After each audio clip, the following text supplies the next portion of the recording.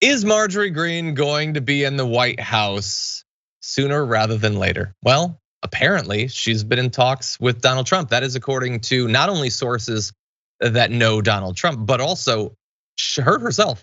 Marjorie Greene is told a New York Times reporter, and we're gonna get into what Robert Draper has to say in a bit, that she has several times, she said to him, had continuous discussions with Donald Trump about being his running mate.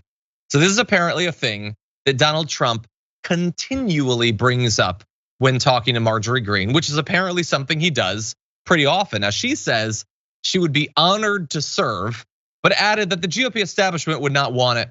I think the last person the RNC or the National Party wants is me as his running mate, which I don't know, might be true. I don't know what it, by the way, does it make any sense to talk about the head of the NRC as the establishment and not Donald Trump as the head of the establishment?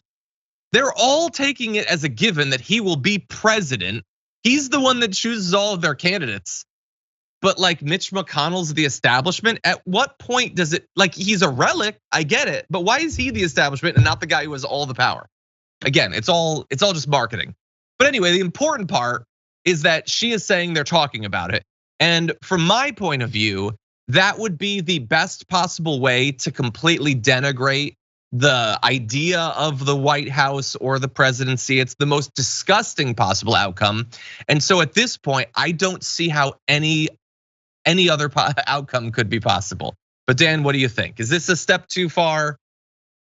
Yeah, I think it's very early on right now to be able to tell what a person like Donald Trump, who is erratic and could quite frankly be playing any one of these people, or could make the decision, very, very spur of the moment, or it wouldn't be above him to pick a VP candidate and then switch them out afterwards. A little guess who, like a little game show. We know he's a host if nothing else, right? But I think it's important to get into the mindset of, listen, for those of you who have put money on a Trump-Pence unity ticket, I have bridges to sell you. It's not gonna happen. They've both since then just kind of separated kind of the way they talk about each other rhetorically. They're not gonna run together. So we need to think about, okay, who is going to be the next vice president? Now, I'll caution that vice presidential candidates are usually useful for elections and for marketing and rhetoric. Once they're in office, unless it's something a little bit minor like certifying an election, these people don't do a lot of significantly important things. Now, election certification, that would be pretty bad because then that's that federal branch sort of, they can now control the votes in favor of the Republican Party thing I was warning about. But ultimately, Marjorie Taylor Greene would just be a chief crap talker is for Donald Trump, which Donald Trump can do perfectly fine himself. So I'm not sure, whereas Pence was to unite the evangelical vote. I'm not sure what the draw is for Marjorie Taylor Greene. Like, what's the additive that Trump doesn't already have, other than loyalty, which he can get from a lot of places. He can. Look, I think not this week, but next week, my top 10 list is gonna be top 10 reasons Marjorie Greene's gonna be the VP. She will be loyal, which is literally the only thing that he wants.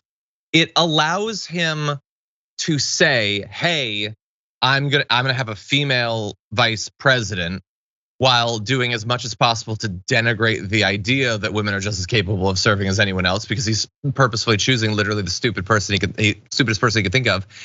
He knows that he's smarter than her, and he hates feeling dumber than other people.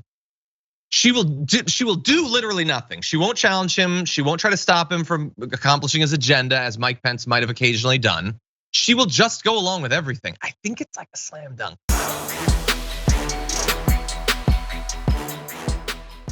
For more political news breakdowns, interviews, stories of activism, and me trying my hardest to care about the occasional big celebrity news story, subscribe to our YouTube channel at youtube.com/The Damage Report. And you can ring the bell wherever it is so you don't miss anything.